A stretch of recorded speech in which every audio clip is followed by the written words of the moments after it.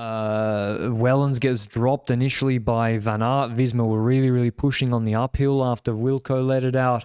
And I was thinking, oh, the Pogacar counter is going to come. The Pogacar counter, he's already gone. If you're dicing with danger here, especially as Pogacar doesn't like it when his domestiques get dropped, he doesn't attack.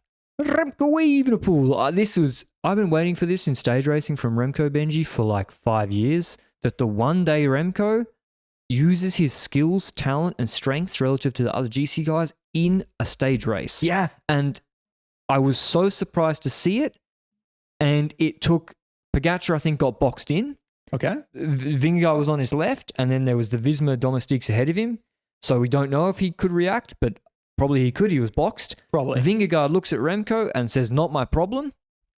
And Laporte starts pacing, and Remco's got a gap. Because the Visma domestiques were pacing way, even if they were trying full gas. On this terrain, rolling hilly terrain, on tarmac, no one catches the Shepdal Scud, at least not domestiques. Exactly. And also, when you remember all the days, like his first LBL, for example, he was pacing while an entire peloton was chasing him. He can outplay pelotons. So you need actual superstars to start hitting it to be able to catch him. And that's exactly what happens. It's not on the actual gravel climbing section. It's just like just over the top that we see a move from Pogacar behind. And he kind of gaps the others, and Vingegaard has to respond, quickly gets back to the wheel, and we've got the chase going on. Remco at the front. Well, there's a breakaway ahead, to be clear, but Remco at the front when it comes to GC riders. And then Pogacar with Vingegaard in the wheel, and then a gap. And the gap was pretty big. 23, 24 seconds. Again, Primoz Roglic, he had 9 lives today. Ineos pulling for him. I mean, this is, though, if you're not the top favorite, this can benefit you. And Ayuso and Almeida also in the wheels. But yeah, Ineos and Bora, I think, having to chase. Jonas doesn't pull Benji. Pogacar starts to relay with Remco. Should Vingegaard have pulled in that situation with the break ahead? Vingegaard? Yeah. No. 70Ks to go. At this point, when those three riders come together, you've got a situation where Remco and Pogacar, they kind of want the situation. They want this 1v1v1. They're LBL winners for a exactly. reason. Vingegaard has teammates in the other group, Pogacar on paper too, but Pogacar is down to make that a 1v1 fight on against Vingegaard on terrain that suits him better than Vingegaard. Like, the internet was 50-50 on this. 50% of the people were like, yes, it's clever for Vingegaard to not ride. The other 50 were like, he's a coward. And I think the truth is that, yes, my soul, my entertainment of cycling would have wanted Vingegaard to make the bad decision to ride with Pogacar and Remco there. But he's probably not maximizing his chance of winning this Tour de France by doing so. So I think it's a clever decision to not do it.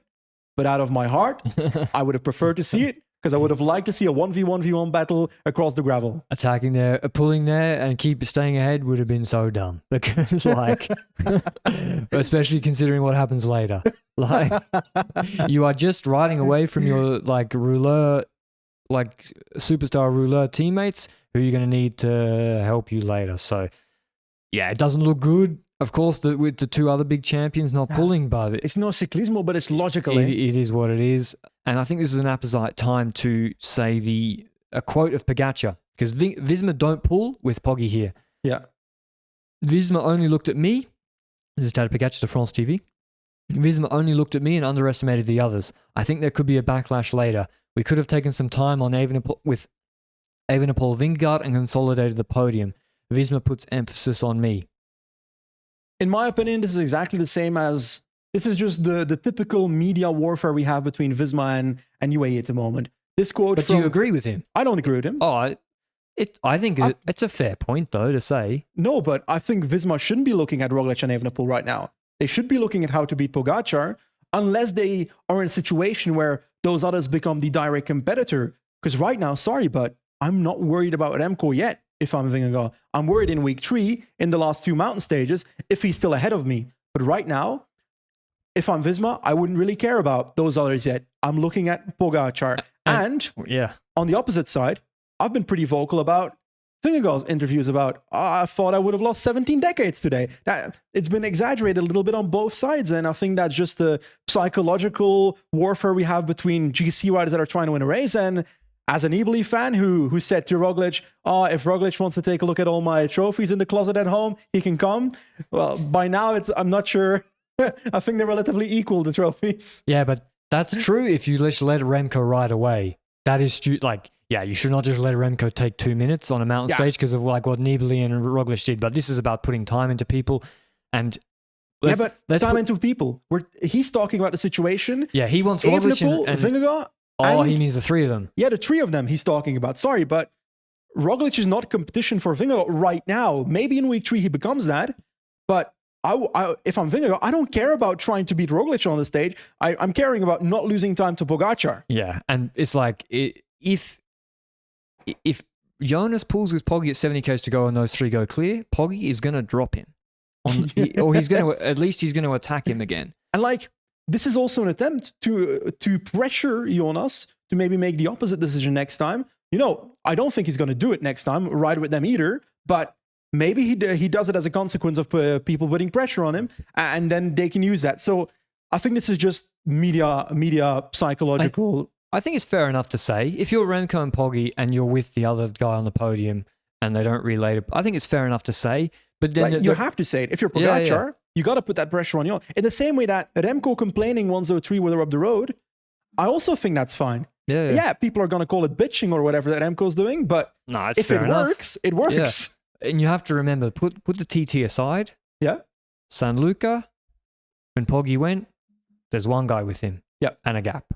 Galibier, when Poggy went, one guy initially with him, but then also a gap. Yeah. Today on the flat gravel sectors, Poggy goes, most of the time, one guy with him.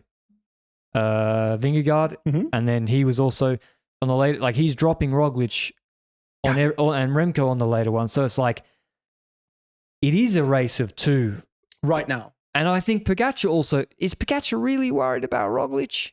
No.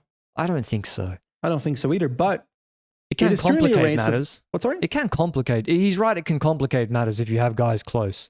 Yeah, but hey, right now, both of them see it as a fight of 2, and I think that's a logical situation to be in. But like I say, yes, there can be backlash later where someone benefits from that and maybe takes P2 from a rider that doesn't succeed from those first 2. But right now, I'm still feeling like this is a 2-horse race, this Tour de France, but it can always change. So I find it logical that Vingegaard doesn't ride with Pogacar and with Remco in that 3-man group in the same way, because also, like, the moment that Jorgensen and Vingegaard catch up with Pogacar, obviously Visma shouldn't ride because Vingegaard's on the limit.